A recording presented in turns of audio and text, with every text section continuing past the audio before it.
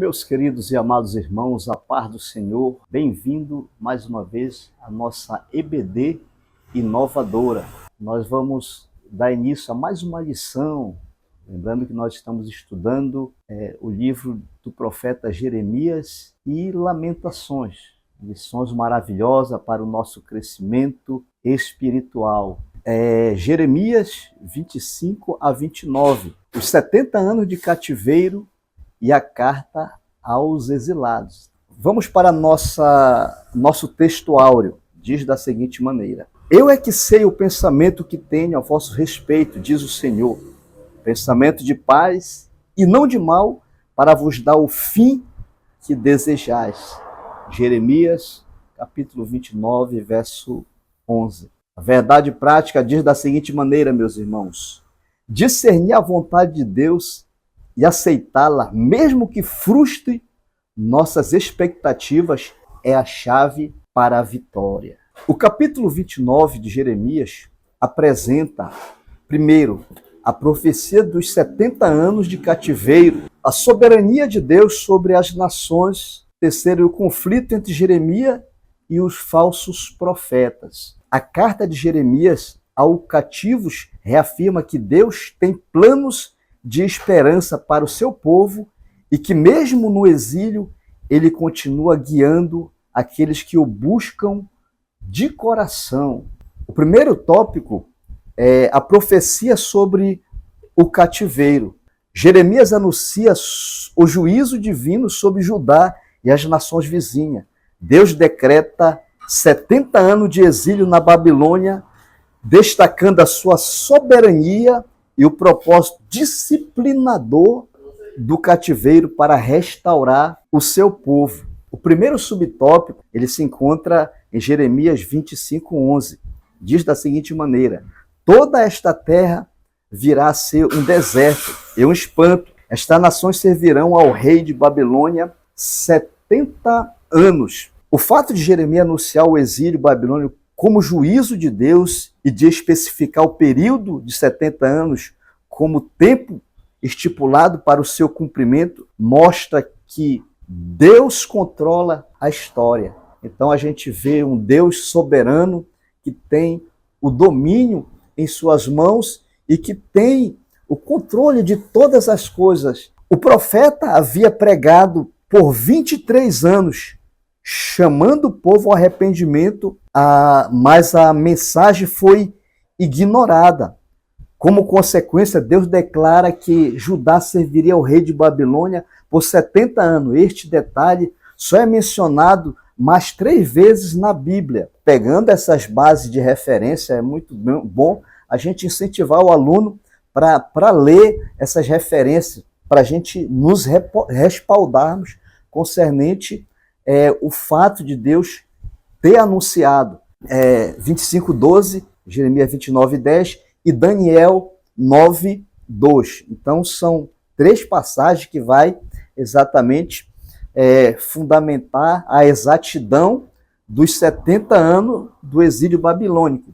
A destruição da terra de Judá, mencionado no texto, é uma forte evidência de que o pecado leva o caos e a ruína. O povo de Judá rejeitou a advertência profética e confiou em alianças políticas, mas nada impediu o juízo divino. Esse anúncio ressalta que Deus é paciente, mas sua justiça não falha. O período de cativeiro seria um tempo de purificação, correção, que prepararia um remanescente fiel para o retorno. A gente para observar, dentro do contexto desse livro, a gente vê e nos respalda. Não há um filho que não tenha uma correção pelo seu pai. Então, era necessário, uma vez que a liderança em Judá, os sacerdotes, eles estavam totalmente virados as costas para o nosso Deus.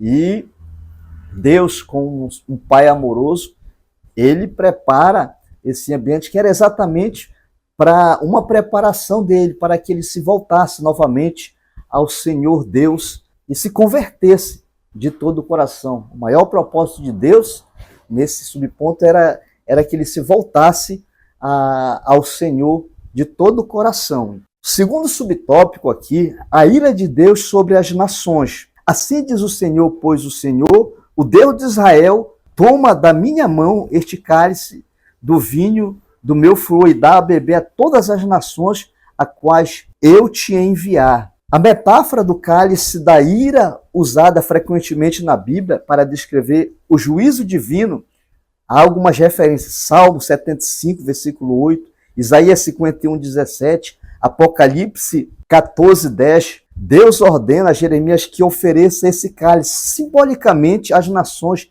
incluindo Judá, Babilônia e muitos outros reinos. Isso demonstra que, embora a Babilônia fosse instrumento do juízo divino contra Judá, ela também seria julgada no tempo determinado.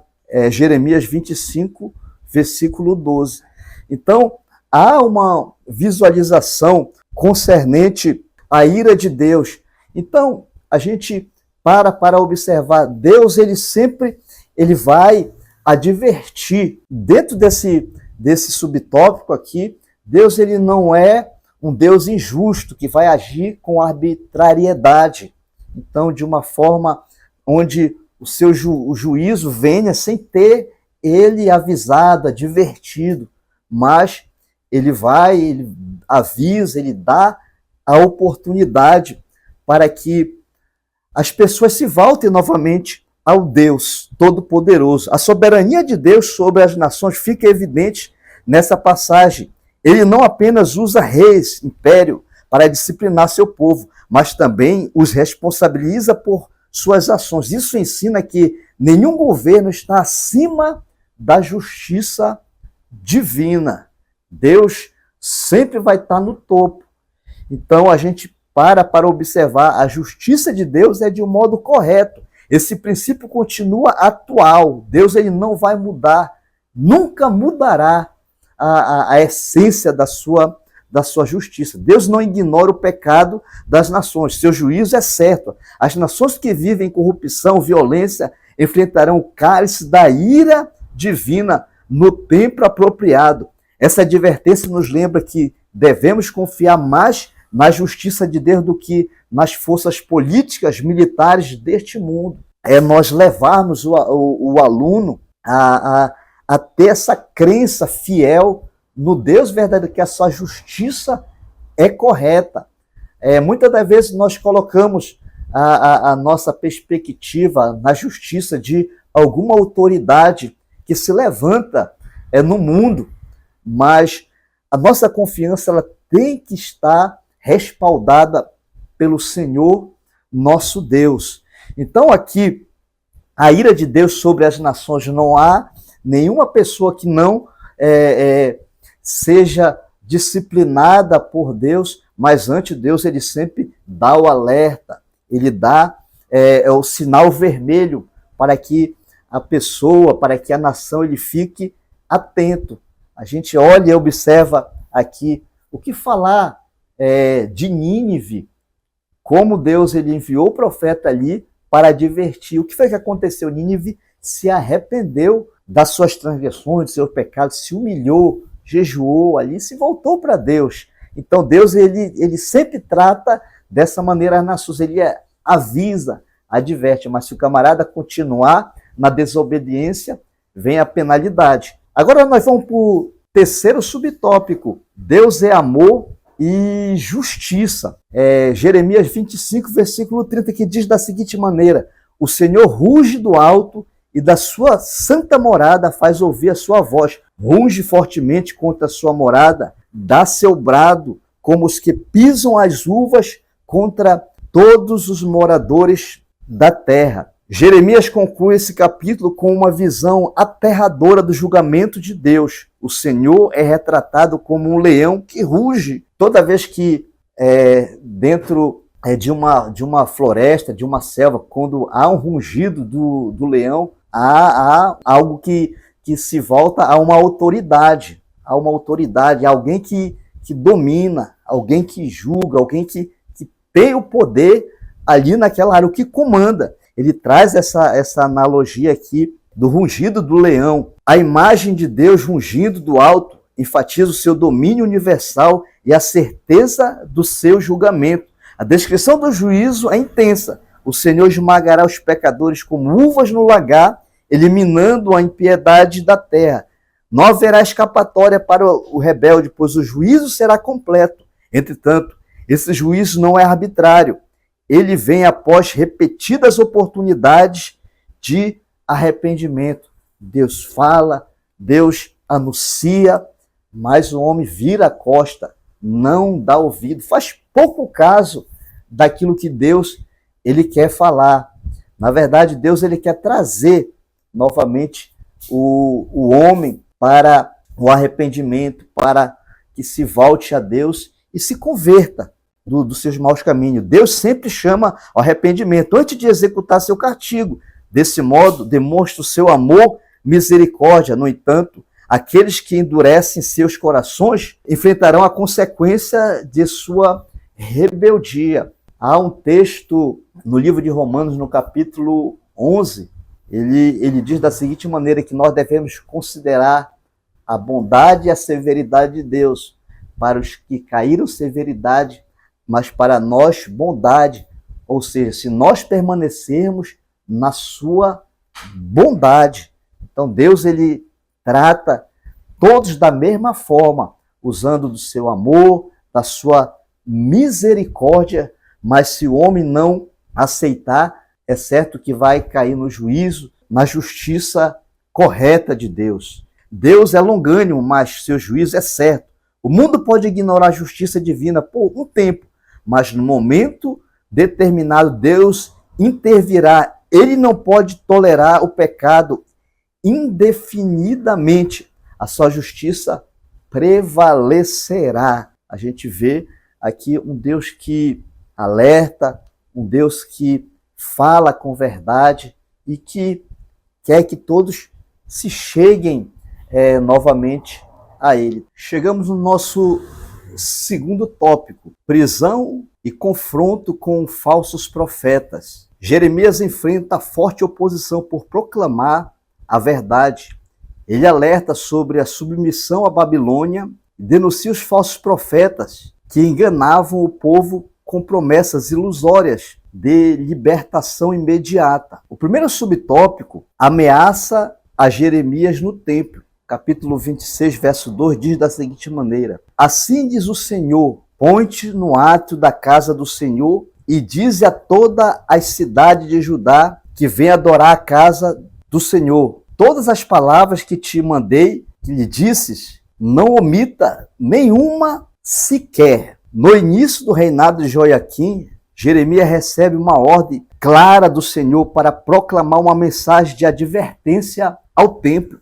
Ele deveria falar sem omitir nada, anunciar que só o povo não se arrependesse, o templo e a cidade seria destruído. A sua mensagem, porém, gerou forte oposição dos sacerdotes e dos profetas do povo que exigiam a sua morte. Então, é importante para os nossos alunos essa leitura do capítulo 26. A gente vê que como Deus ele é um Deus estrategista. Ele manda o profeta, uma vez que o povo ele sempre se direcionava ao templo para adoração, para oferecer os seus sacrifícios. Então Deus ele manda o profeta ir exatamente para a porta do templo anunciar a sua palavra. A perseguição contra Jeremias mostra a resistência do povo à verdade. Em vez de aceitarem a correção, os líderes religiosos buscavam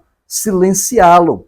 No entanto, alguns líderes mais sábios lembraram que no tempo de Ezequias, o profeta Miqueias fez uma advertência semelhante e não foi morto. Alguns sábios, isso me faz lembrar de como Deus ele sempre levanta alguém para tratar das suas causas, trazendo uma lembrança de algum feito. Eu me lembro do texto lá de Atos, quando lançaram mão dos discípulos e se levanta Gamaliel naquela época, e os discípulos eles não foram penalizados exatamente pela palavra daquele sábio. Então aqui alguns anciões, alguns sábios, eles tocaram nesse assunto concernente a Miqueias. Mas o que houve com o povo? O rei Ezequias, ele vai mandar com que o povo ele se humilhe na presença de Deus. Então a ira de Deus ela vai diminuir, ela vai aplacar naquele momento ali em relação ao que ele tinha determinado. É isso exatamente que Deus ele queria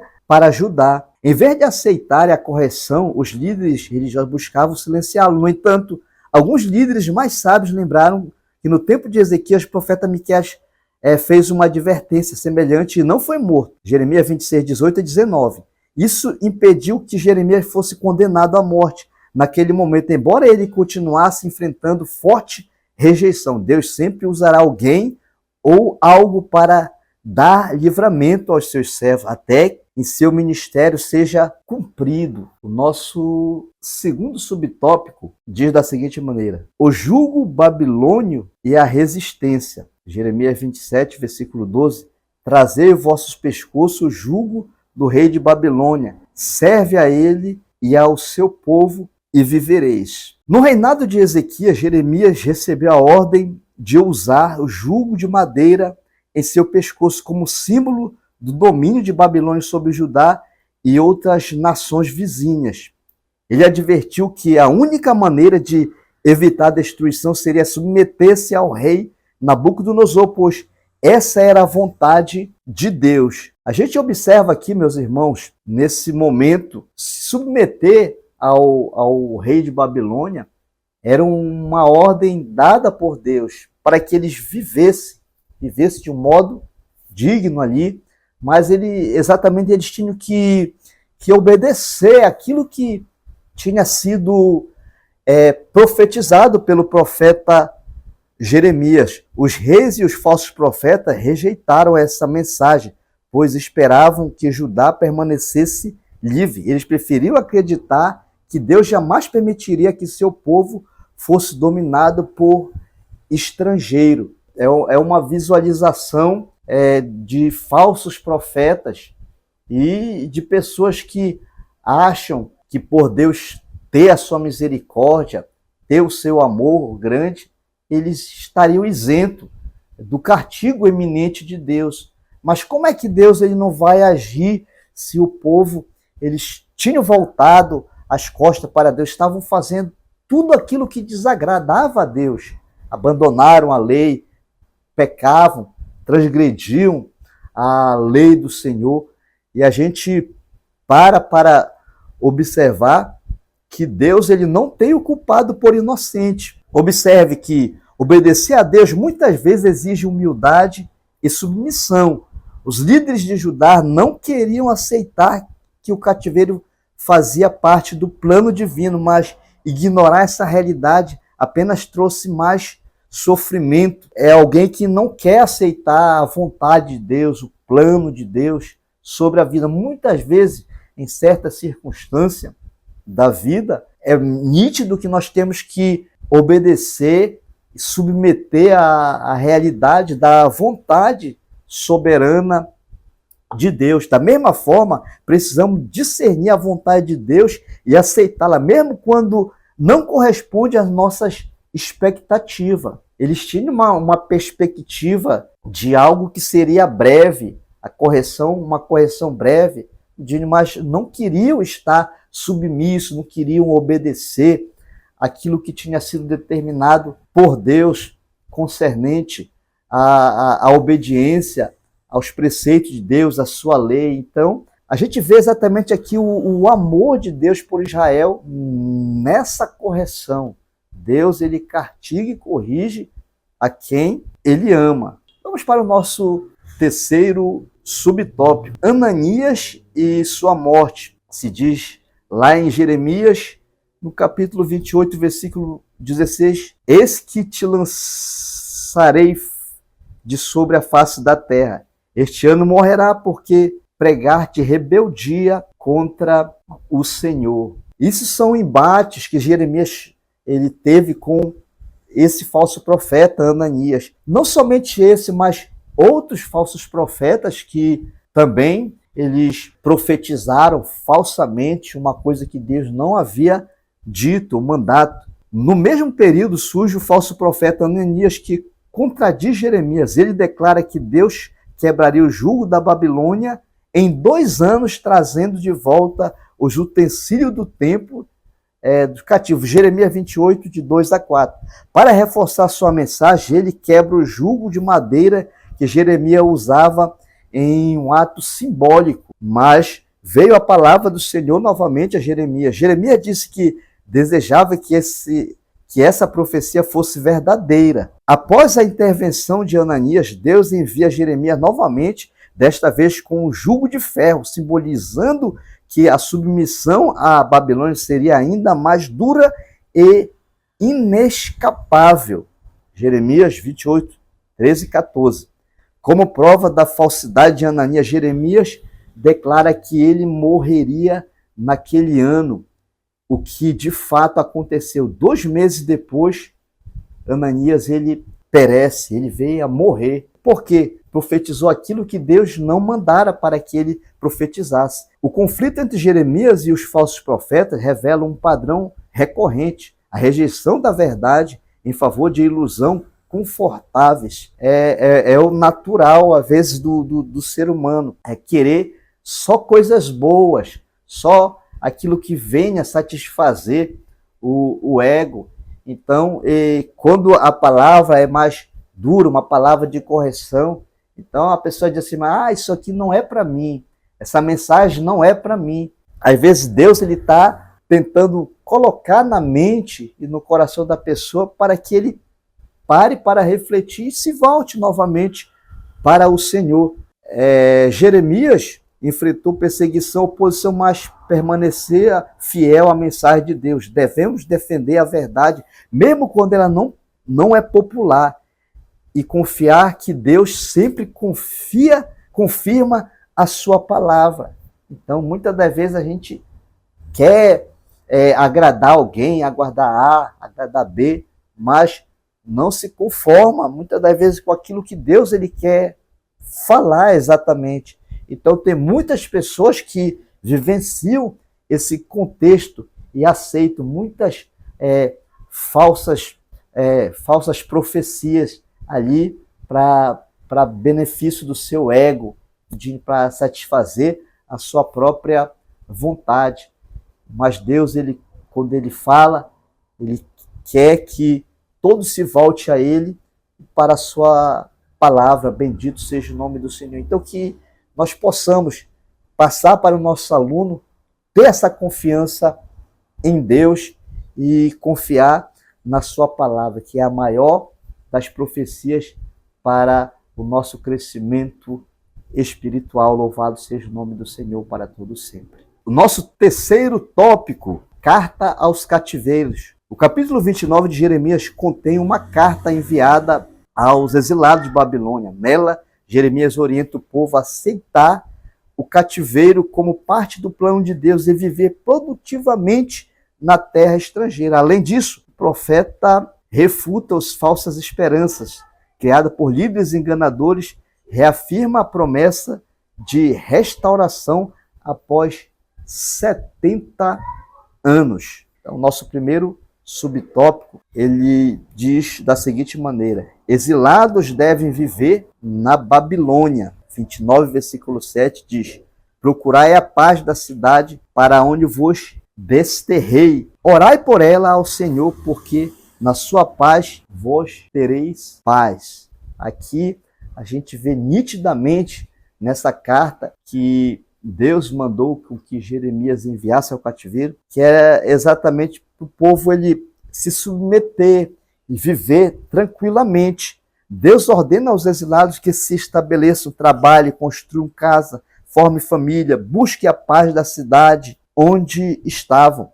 Ao contrário do que esperavam, restauração não seria imediata, eles deveriam viver normalmente na Babilônia. Era para que os de Judá eles vivessem uma vida tranquila ali, vivessem seus momentos de comunhão com Deus, se voltasse a Deus, orasse pela autoridade naquela localidade. E o interessante é que nós entendemos que pelas Escrituras, Deus ele sempre prepara o ambiente.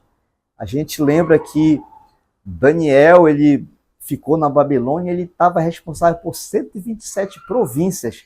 A gente vê aqui o cuidado de Deus para com a nação de Israel. A ordem de orar por seus opressores mostrava que o bem-estar dos exilados estava ligado à prosperidade da cidade. A gente percebe aqui um cuidado de Deus, apesar de estar distante, de estar longe do templo onde eles realizavam a adoração, mas Deus ele tem essa preocupação para que o povo ele viva em paz. E é certo que a paz iria reinar ali naquela localidade, na medida que eles estivessem obedecendo a palavra do Senhor. Essa instrução contrariava a expectativa dos judeus, que ainda esperavam uma libertação rápida. Deus os ensinava a confiar nele e viver com esperança, mesmo em meio à disciplina. Isso nos ensina que devemos confiar em Deus em qualquer circunstância, lugar, sabendo que ele tem um propósito em cada situação. Então, imagine o povo se voltando para Deus. Então, eles iam viver dentro de uma prosperidade. Aonde Deus enviasse eles, se tivesse na obediência a Deus, ele iria fazer com que eles prosperassem ali. Então, não teve outra. Muitos obedeceram à voz de Deus e prosperaram, fizeram família ali na Babilônia. E Deus, ele sempre com as suas mãos estendidas sobre o seu povo. Bendito seja o nome do Senhor para todo sempre. Aqui o nosso segundo subtópico, meus irmãos. A promessa de restauração. 29:11 diz da seguinte maneira: Eu é que sei o que pensamento tenho a vosso respeito, diz o Senhor.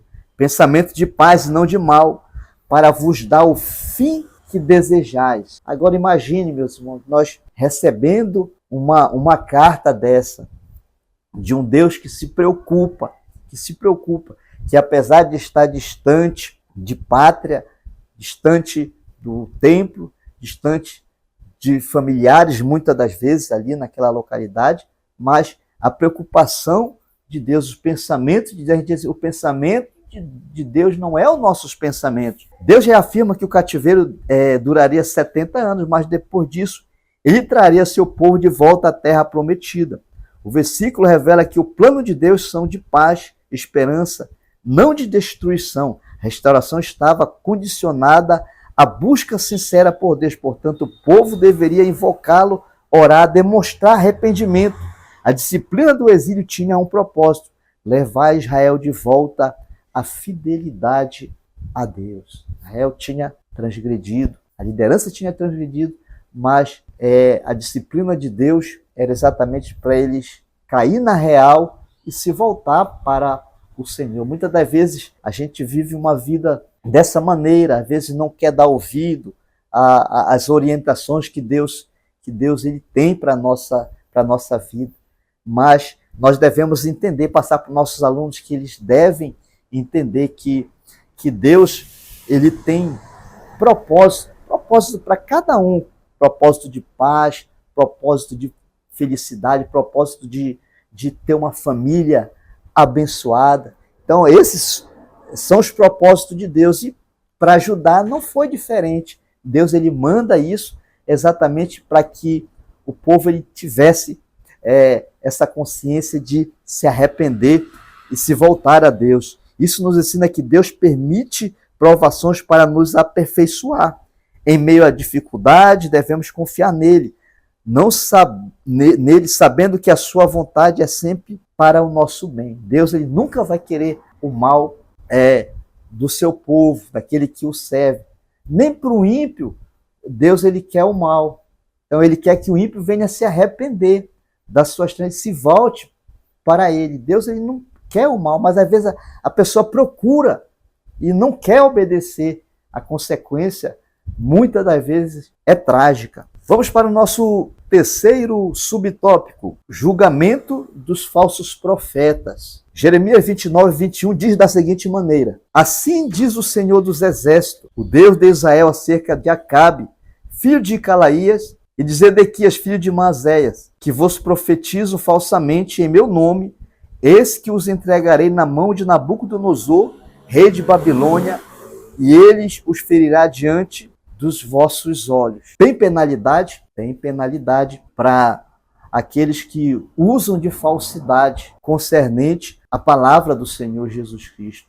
Há um perigo muito grande da pessoa tomar o nome do Senhor ou querer falar em nome do Senhor, uma vez que Deus ele não falou, que Deus não mandou. Então, tem julgamento. Então, a gente vê aqui o julgamento desses falsos profetas. A gente viu no tópico anterior a sentença de Ananias. E esses profetas aqui que profetizavam, eles tiveram bastante culpa, porque eles levaram muito, com a falsa profecia, eles levaram muitas pessoas a aceitarem os seus ensinamentos errados, as suas profecias erradas, e levaram o povo a transgredir, a se voltar, a virar as costas para Deus. Jeremias condena os falsos profetas, Acabe, Zedequias, que enganava o povo com promessas de um retorno imediato. Deus declara que eles seriam entregues a Nabucodonosor e mortos.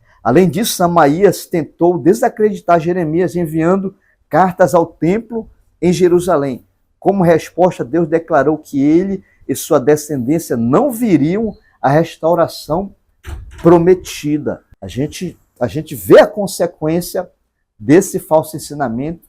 Esse Samaías, ele tenta persuadir, escreve uma carta falsa, tomando até o nome do Senhor em vão, e leva o povo a desacreditar a mensagem de Jeremias. Então teve consequência para esse falso profeta. A carta de Jeremias aos exilados ensina que mesmo em tempo difícil, Deus tem um plano de restauração. Ele chamou o seu povo a viver em fidelidade na Babilônia, prometeu um futuro de esperança e alertou contra os falsos profetas. Os exilados que acreditaram nessa mentira, se rebelaram contra a vontade de Deus, sofreram consequências.